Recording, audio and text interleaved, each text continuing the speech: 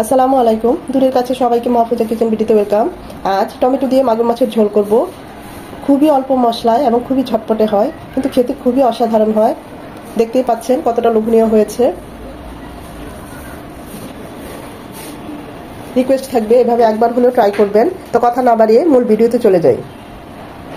মাছ ভাজার জন্য প্যানে দিয়ে দিচ্ছি সয়াবিন তেল 3 চামচের মতো।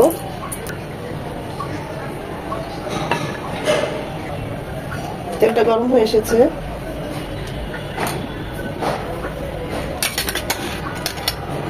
লবণ, একটু হলুদ আর সামান্য একটু মরিচের গুঁড়ো দিয়ে মাগুর মাছকে মেখে নিয়েছি। এগুলো এখন হালকা করে ভেজে নেব। 1 মিনিট 1 মিনিট।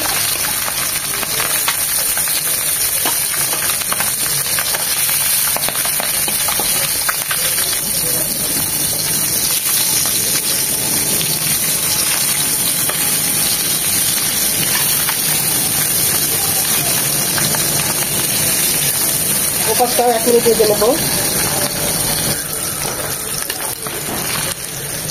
খুবই সুস্বাদু মাছ।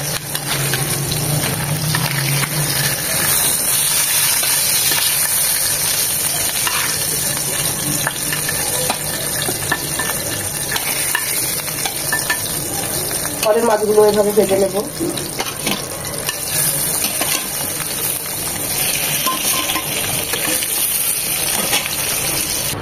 মাগুর মাছের ঝোলটা করার জন্য দিয়ে দিচ্ছি 2 চামচ সয়াবিন তেল। তেলটা গরম হয়ে এসেছে। দিয়ে দিচ্ছি 1 চামচ পেঁয়াজ কুচি। পেঁয়াজ কুচিটা নরম হবে।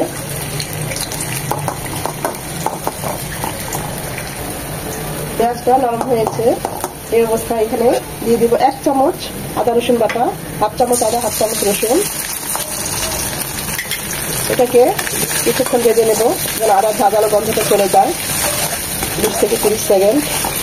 আদাটাকে 1 মিনিট ভেজে নেওয়ার পর দিয়ে দেবো 1/2 চামচ মরিচ গুঁড়ো, 1/2 চামচ হলুদ গুঁড়ো, 1 চামচ ভাজা জিরে গুঁড়ো। পানি দিয়ে মশলাগুলো কষিয়ে নেব। যেহেতু আমার মাছ অল্প তাই আমি ওই অনুযায়ী মশলাগুলো দিলাম। আর এমনিতেই যেহেতু টমেটো দিয়ে ঝোল করব, এখানে বেশি মশলা যাবে না, ঝালও খুব কম হবে। কিন্তু চাইলে আপনারা ঝালটা বাড়িয়ে কমিয়ে দিতে পারেন, যে যেমন পছন্দ করেন। মশলাটা কষানো হয়ে গিয়েছে। এই পর্যায়ে এখানে আমি 4টা টমেটো নিয়েছি। এরকম চিকন চিকন করে কেটে নিয়েছি যেন তাড়াতাড়ি টমেটোগুলো একটু গলে যায়। মশলার সাথে টমেটোগুলো 3 থেকে 4 মিনিট কষিয়ে নেব যেন টমেটোগুলো খুব তাড়াতাড়ি নরম হয়ে যায়। এই পর্যায়ে দিয়ে দেবো লবণ, কারণ হলুদ আর লবণ যদি টমেটোতে দিয়ে এভাবে কষিয়ে নেন, টমেটোটা খুবই দ্রুত গলে যায়। এটা 3-4 মিনিট কষবে।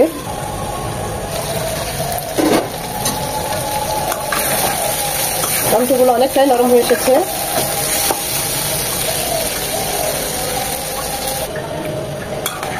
টমেটো থেকে কিছুটা পানিও ছেড়েছে। এভাবে আমি চটি দিয়ে একটু টমেটোগুলো আরেকটু গালিয়ে দিচ্ছি যেন টকটা ঝোলের সাথে মিশে যায়। এখন এখানে দিয়ে দিব ফুটানো পানি 1 কাপের মতো। যেহেতু একটু ঝোল ঝোল করবো তাই পানিটা একটু বেশি দিলাম। আপনারা যদি মাখো মাখো করতে চান তাহলে 1 কাপ পানি দিলেই হবে।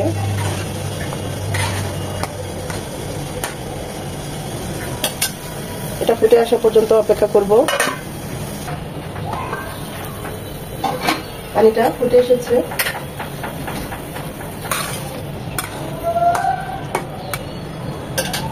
আমরা যে মাছগুলো ভেজে নিয়েছি মাগুর মাছ, সেটা দিয়ে দিচ্ছি।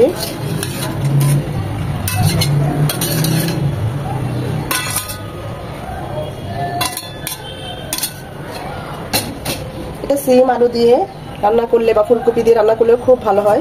আবার এভাবে টমেটো দিয়ে রান্না করলে খুবই ভালো হয়।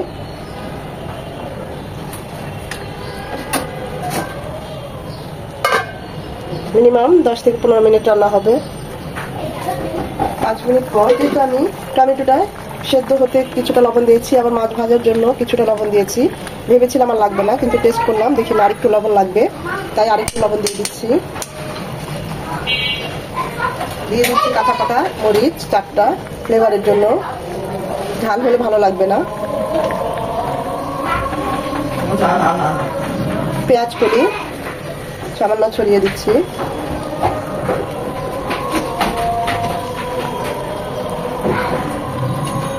এটা হবে আরো 10 মিনিট।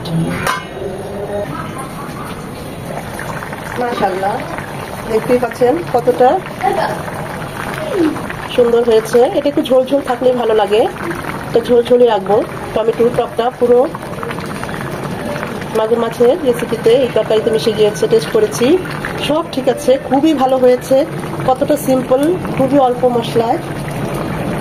এটা চাইলে আপনারা আরেকটু মাখো মাখো করে নিতে পারেন, তবে আমি এই ঝোলটুকুই রাখবো। গরম গরম ভাতের সাথে খুবই ভালো লাগবে। নামানোর আগে দিয়ে দিচ্ছি ধনেপাতা কুচি।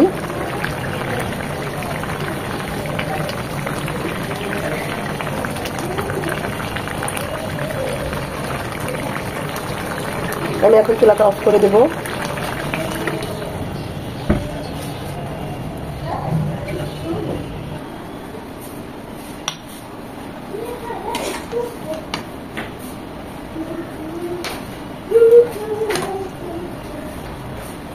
আশা করি ভিডিওটা আপনাদের ভালো লেগেছে।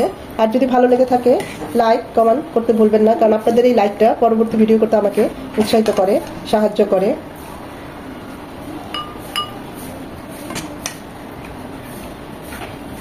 এতক্ষণ যারা আমার ভিডিওটা দেখেছেন তাদেরকে অসংখ্য অসংখ্য ধন্যবাদ।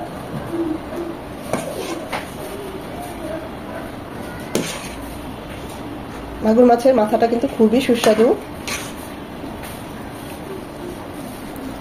দেখতেই পাচ্ছেন কতটা লোভনীয় হয়েছে।